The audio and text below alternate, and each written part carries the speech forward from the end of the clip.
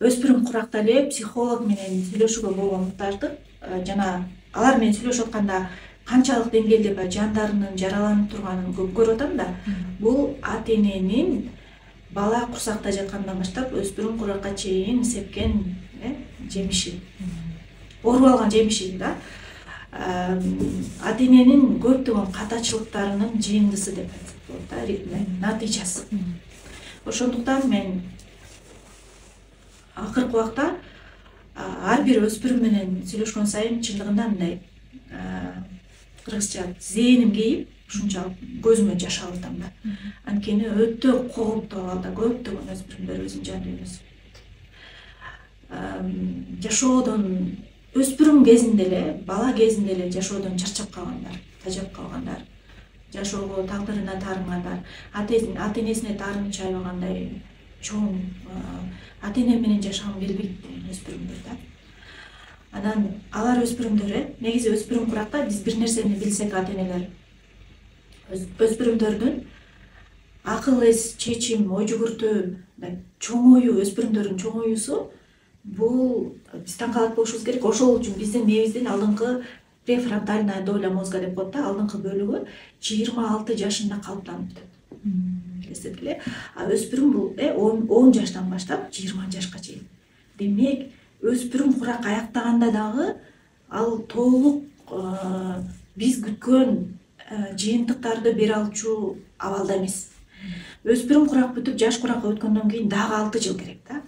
Анан биз улуу адамдар, сен чоңойдуң, мен улуу адамдар биз аябай адилетсиздик менен мамиле кылабыз да, мындай да. 40ка чыгып эптеп түшүнүп алган, 40ка чыгып эптеп жетип алган нерселерибизди өспүрүм куракка жеткен балдарыбыздан талап кылганыбыз бул чоң адилетсиздик. Мындайча айтканда менде ой жүгүрт, менде чечим чыгар, менде эмоцияларым башкар, эмнеге мендей кыла албайсың деген нерсени талап кылабыз да. Бул өспүрүмдөргө туура келбеген талаптар. Анан качан өспүрүмдөр ата энесинин талабын аткара албай атканда, анткени алар буга психоэмоционалдык, физикалык жактан дагы, балким руханий жактан да азырынча бышып жете элек биздин талаптарыбызга. Анан аларда эмне ой пайда болот? Мен ата энемдин талабына жооп бере албай атам, демек мен менен бир нерсе туура эмес. Демек мен ата энеме жакпай жатсам, меники баары жайында эмес. Бул эмнеге алып келет? Бул өспүрүм баланын өздүк баалуулугунун төмөндөсүнө, өзүн басынтууга, өзүнө болгон ишенимди жоготуусуна алып келет. Анан ал нерселерге тушуккан бала, өспүрүм бала көптөгөн кыйынчылыктарга кабылат да. Өзүн керексиз сезет, өзүн маанисиз сезет. Салыштырууларына жаңы эле менден бир өспүрүм замандашым деп коеюнчу, кыз бала экенин айтпай коеюн, чыгып кетти. Мени дайыма тайнем кошунанын кызына салыштырчу. Өзүнүн ата энесинин колунда өспөгөн аз келгенсип, тайнесинин колунда өсүп атат, тайне болсо дайыма салыштырат да. Салыштыруу дагы баланын болуп көрбөгөндөй талкалайт. Ошондуктан ата энелерге айтарым, деги эле балаңарды эч кимге салыштырбасаңар суранычы. Анан балаңар менен дагы бир өспүрүм бала келип айтты да мага, менин ата энем менин окууман башка эч нерсеме кызыктар болчу эмес. Менден окууман башка эч нерсени сурачу эмес дейт. Менде окууман башка менден сурай турган толтура нерселерим бар болчу да эже дейт да. Кээде ойлойм, ата энелерге эмне балдарын окуусу эле керек айланайын. Ошондуктан балдардын окуусунан ушу окуусун сурабай эле койгулачы, окуусу бул жашоонун маңызы эмес деп айткым келет да кээде. Андан толтура балаңардын жан дүйнөсүндө толтура сурай турган нерселер бар да. Бирок биз чоңдор элементарно балдарыбыз менен алар ачылгыдай сүйлөшкөндү билбейбиз. Тескерисинче биздин кайрылууларыбыз, биздин суроолорубуз, биздин үнүбүздүн тону, биздин көз карашыбыз балдарыбызды жанагы ташбака өзүнүн үстүндөгү үйүнө жашынып кирип кетет, же болбосо кирпилер өзүнүн тикенегин чыгарган сыяктуу ошондой абалга алып келип коебуз да. Баланы ого бетер түн кылабыз, шылкый баш кылабыз, балабыз ого бетер жабылат биздин сүйлөшө билбегенибизден, коммуникация кыла билбегенибизден да. Мисалы элементарно балабызды сөзүн бөлбөй аягына чейин укканды билбейбиз. Сүйлөп баштаганда эле үйрөтөбүз, лекция окуйбуз, урушабыз.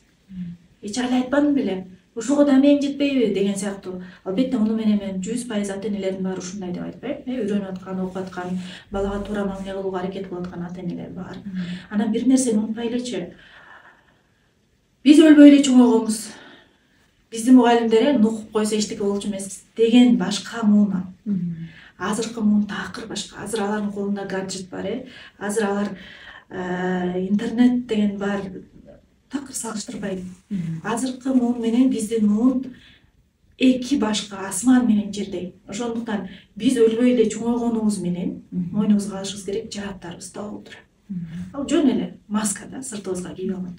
Ошондой өспүрүмдөр менен сүйлөшүш үчүн бул жигерди уга билүү, аягына чейин өспүрүмдөрдү ачкыңыз келсе көбүрөөк шыктандыруу. Мактоо эмес, шыктандыруу. Мактоо менен шыктандыруунун айырмасы чоң. Биз кыргыздар көбүрөөк мактоону колдонобуз. Мактоо бул адам жакшы результат гана көрсөткөндө мактайбыз. А шыктандыруу адам жакшы жыйынтык көрсөтө элек деле шыктандырсак болот да. Ошондуктан шыктандырууну колдонуу.